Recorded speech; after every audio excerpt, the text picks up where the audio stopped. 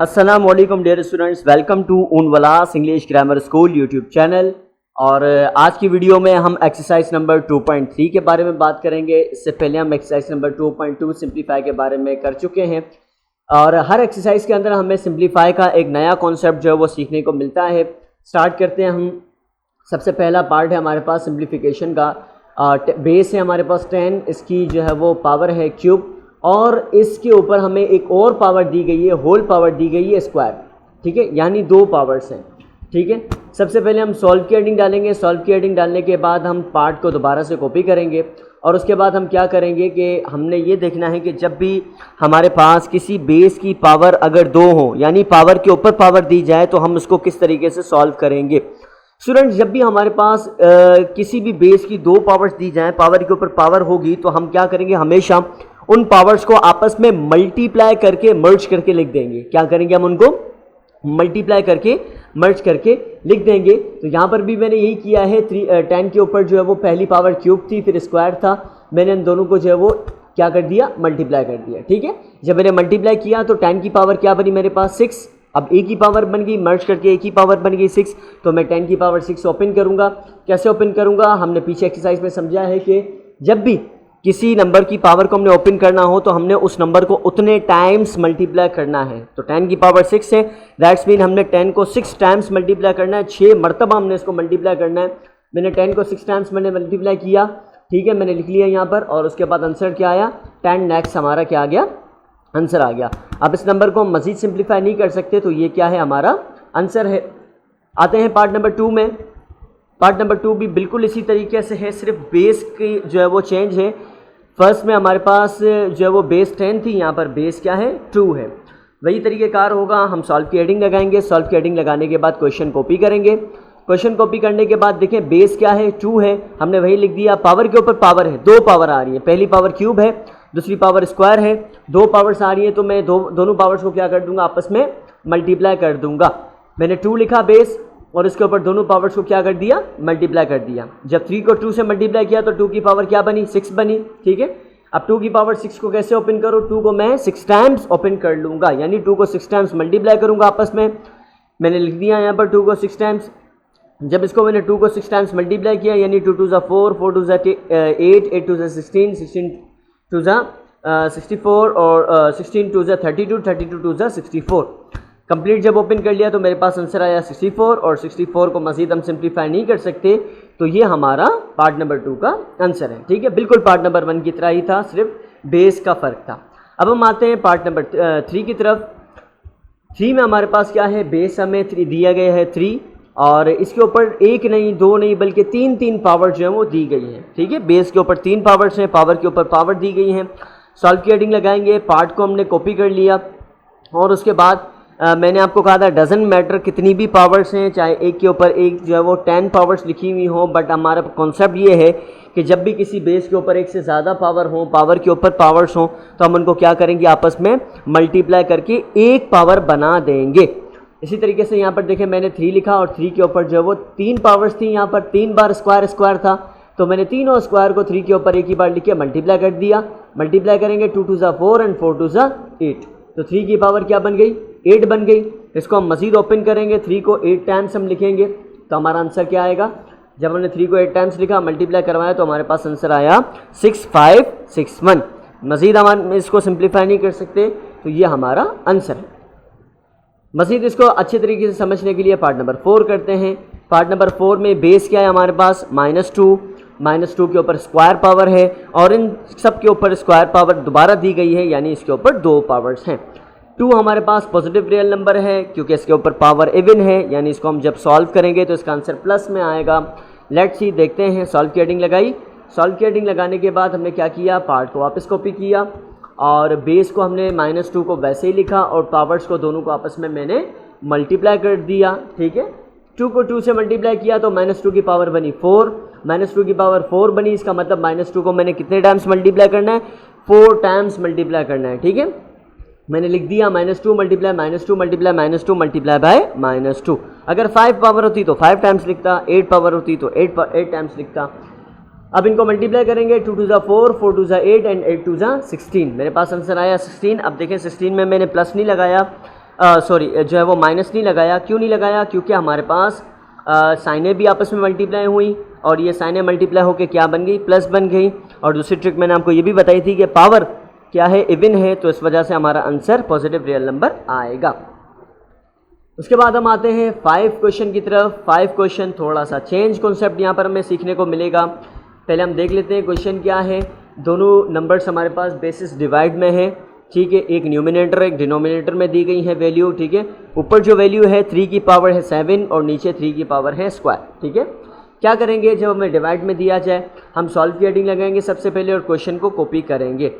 याद रखिएगा students, exercise number 2.2 में मैंने आपको समझाया था कि जब भी बेसिस सेम हो और वो मल्टीप्लाई हो रही हो तो उनकी पावर को हमने ऐड किया था, ठीक है। अब यहाँ पर बेसिस सेम है, देखें ऊपर भी हमारे पास 3 है, नीचे भी 3 है, बेसिस सेम है, लेकिन ये क्या हो रहे हैं? आपस में डिवाइड हो रहे हैं, मल्टीप्लाई नहीं हो रहे बल्कि क्या हो रहे हैं? डिवाइड हो रहे हैं। तो ये हमारा सेकंड कॉन्सेप्ट हम यहाँ ये समझने कहते हैं कि जब भी बेसिस सेम हो और वो डिवाइड हो रहे हो तो हम उनकी पावर को माइनस कर देंगे। क्या कर देंगे?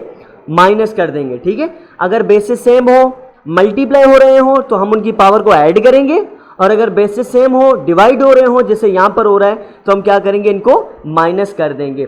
देखते हैं हमारे पास सोल्यूशन में सॉल्व की हेडिंग लगाने के बाद क्वेश्चन कॉपी किया और इसको मैंने थोड़ा सा चेंज तरीके से किया है ताकि आपको समझ में आए।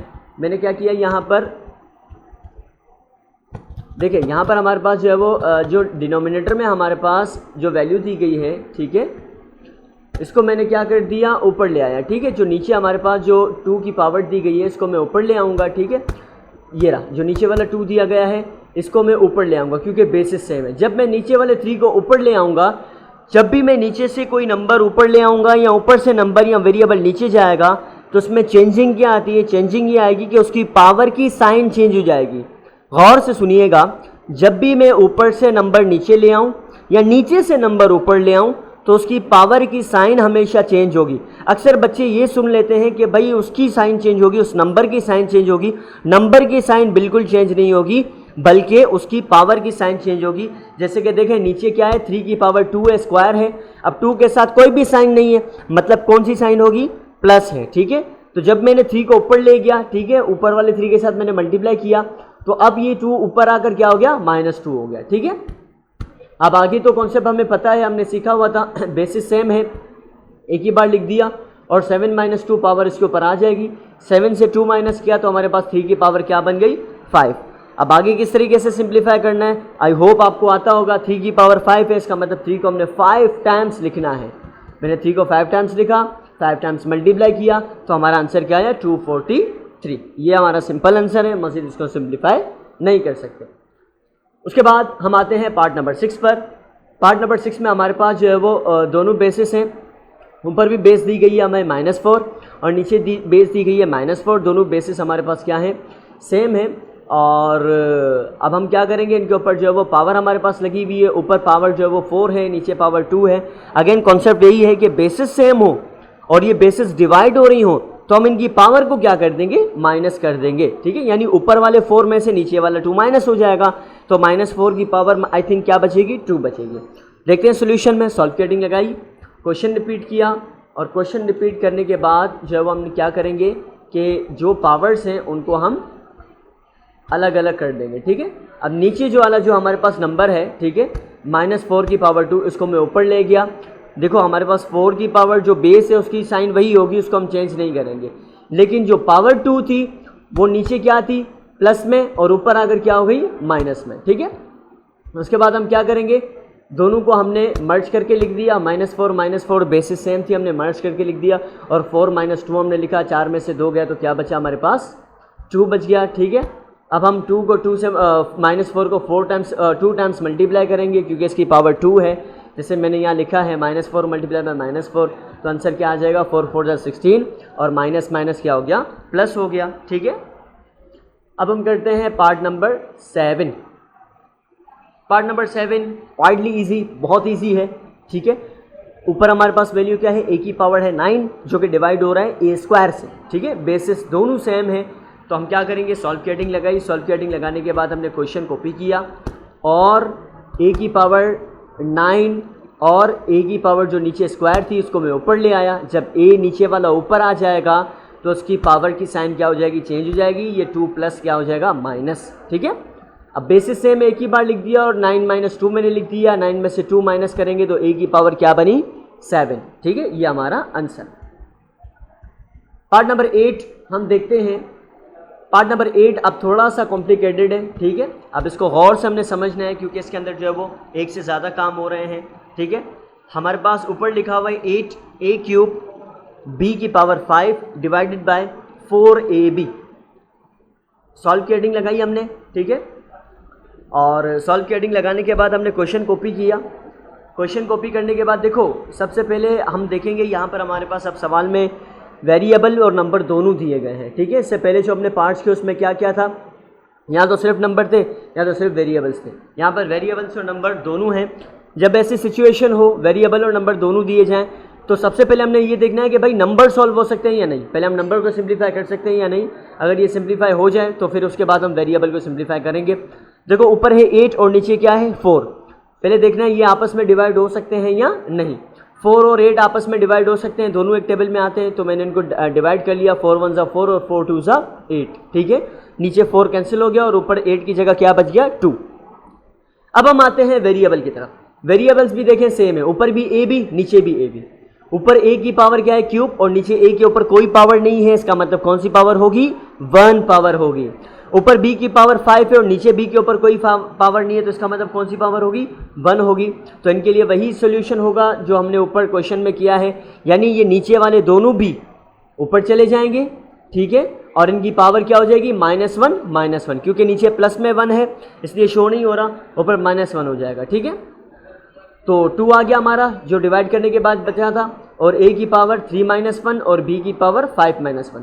माइनस करेंगे तो हमारे पास आंसर क्या आया, -2a² b²। ये हमारा क्या आ गया, आंसर आ गया। ठीक है, 2a² और b²। क्वेश्चन नंबर 9 देखिएगा। क्वेश्चन नंबर 9 भी कुछ इसी तरीके से होगा। ठीक है, यहाँ पर भी हमें नंबर भी दिए गए हैं और वेरिएबल्स भी दिए गए हैं। जब हमें नंबर्स और वेरिएबल्स दोनों दिए जाएं तो हम क्या करेंगे, सबसे पहले देखेंगे कि नंबर आपस में डिवाइड हो सकते हैं या नहीं। तो मैंने देखा नंबर्स आपस में डिवाइड हो सकते हैं। ऊपर -21 है, नीचे 3 है, तो उन दोनों को एक ही डबल से हम कैंसिल कर देंगे। 3 के डबल से 3 1 = 3 और 3 7 = 21। तो नंबर क्या बचा, -7 हमारे पास नंबर आया। वेरिएबल्स भी सेम है, ऊपर x है नीचे भी x है, ऊपर y नीचे भी y।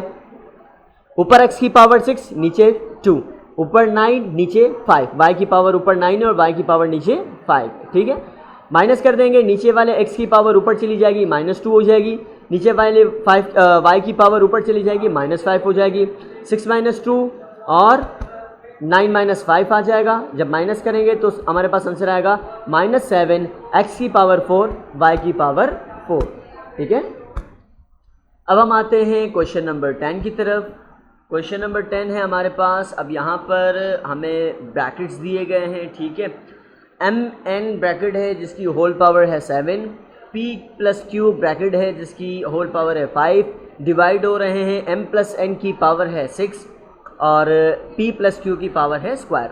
अब यहाँ पर हमने ब्रैकेट को फ़िलहाल ओपन नहीं करना क्योंकि हमने क्या करना है, सिंप्लीफाई करना है। सॉल्व की हेडिंग लगाई मैंने। सॉल्व की हेडिंग लगाने के बाद मैंने क्वेश्चन को दोबारा से कॉपी किया।